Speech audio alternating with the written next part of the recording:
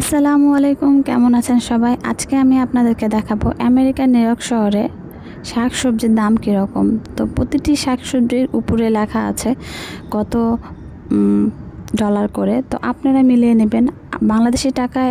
এখানকার $1 সমান বাংলাদেশে মনে হয় আজকে 120 টাকা। সো আপনারা ওভাবে কাউন্ট করে নেবেন যে কোন সবজিটার দাম কীরকম।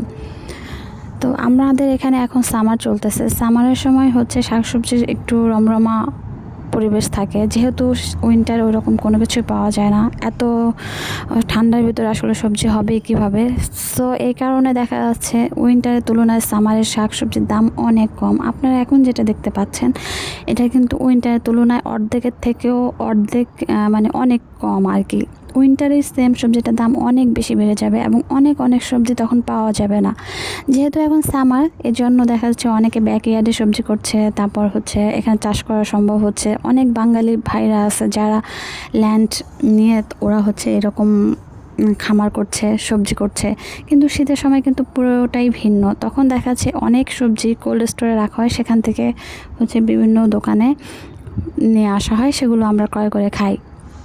সো সামার মানে হচ্ছে শাকসবজির হচ্ছে রমরমা ব্যবসা। সো আমার কাছে এই জন্য সামারটা অনেক পছন্দ। আমি সামারের সময় সব সবজি ফ্রেশ খেতে পাই, সেজন্য সামারটা আমার সব সময় থেকে পছন্দ। এবং আমি গরমটা পছন্দ করি, জানি না কেন। আমার আসলে উইন্টারে এত হেভি সোয়েটার পরে থাকা, বাইরে যাওয়া আমার খুব কষ্ট লাগে, ভালো লাগে না। ঘর থেকে ওই রকম বের হওয়া যায় না, শুধু ঘরেই থাকা লাগে। যার কারণে আমার সামারটা ওই রকম পছন্দ না। উইন্টারটা ওরকম পছন্দ না, সামারটা পছন্দ। আর তাছাড়া সামারের সময় অনেক জায়গায় ঘুরতে যাওয়া যায়, ঘোরাঘুরি করা যায়। এবং আমার কাছে বিদেশের মাটিতে মনে হয় যে এখানে আমি যেখানে আছি সেখানে আমি অনেক ধরনের শাকসবজি পাই। সেই কারণে আমার সামারটা খুব পছন্দ, উইন্টারটা অত বেশি আমি লাইক করি না। তো এই হলো আমার। আপনারা আশা করি দেখেছেন যে কোন সবজির দাম কীরকম। আপনারা হচ্ছে মিলিয়ে নেবেন যে আসলে কত টাকা আসে, কারণ এক একটা করে বলতে গেলে আমার অনেক সময় চলে যাবে, ভিডিও অনেক বড় হয়ে যাবে। যার কারণে আমি ওভাবেই আপনাদেরকে বললাম আর কি। তো আজকে আমি আমার বেবির জন্য একটু চিকেন রান্না করছি, চিকেন দিয়ে লাউ। বাচ্চারা আসলে কোনো খাবারই বেশি দিন খেতে চায় না, এক খাবার বারবার খেতে চায় না। তাই আমি ট্রাই করি ভিন্নভাবে বাচ্চার জন্য খাবার রেডি করা। তো আলহামদুলিল্লাহ আমার বাচ্চা নেয়, মাঝে মধ্যে নেয় না। এটা আসলে সব বাচ্চা, এক একটা বাচ্চা এক এক রকম, ওদের খাওয়া দাওয়ার স্টাইলও এক এক রকম, এক একজনের লাইফ স্টাইলও এক এক রকম।